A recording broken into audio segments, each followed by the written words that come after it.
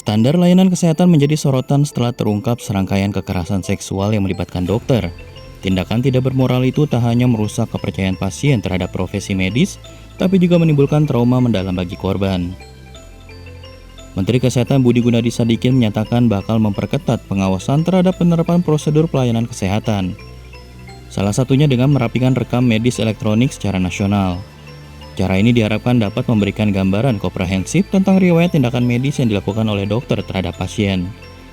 Dengan demikian, bila terjadi penyelewengan terhadap standar pelayanan kesehatan dapat segera terdeteksi. Sebelumnya diberitakan seorang dokter di Rumah Sakit Hasan Sadikin Bandung diduga memperkosa 2 pasien dan seorang pendamping pasien. Dokter bernama Priguna Anugrah Pratama itu adalah peserta program pendidikan dokter spesialis atau PPDS Universitas Pajajaran. Kepolisian Daerah Jawa Barat telah menetapkan Priguna sebagai tersangka dan menahannya pada 23 Maret 2025.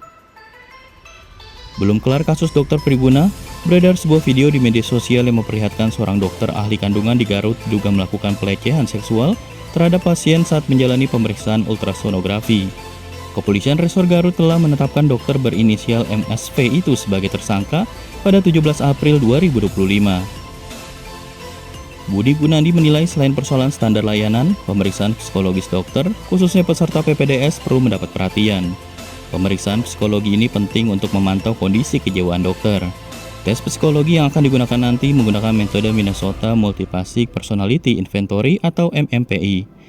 Tes ini dirancang untuk mengidentifikasi ciri-ciri kepribadian dan psikopatologi, terutama pada individu yang diduga mengalami masalah kesehatan mental atau masalah klinis lain.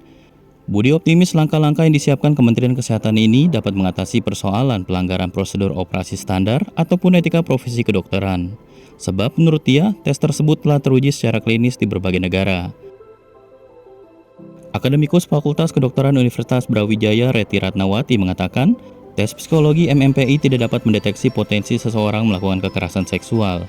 Tes tersebut hanya dapat mendeteksi ketahanan mental seseorang untuk menghadapi tekanan-tekanan berat.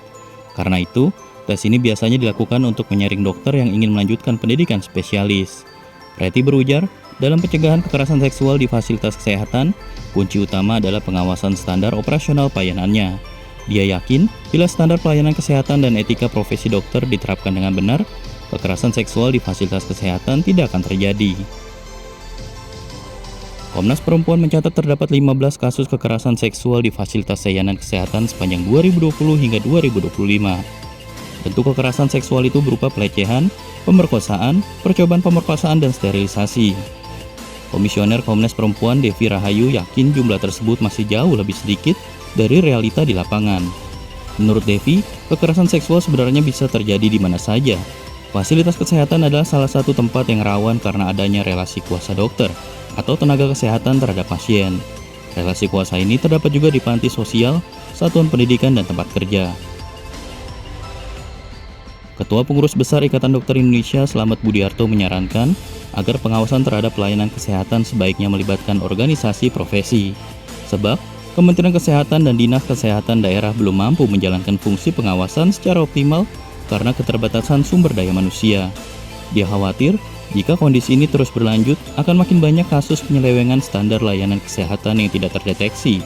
Padahal, organisasi profesi bisa turut memastikan kode etik dokter dijalankan dengan baik.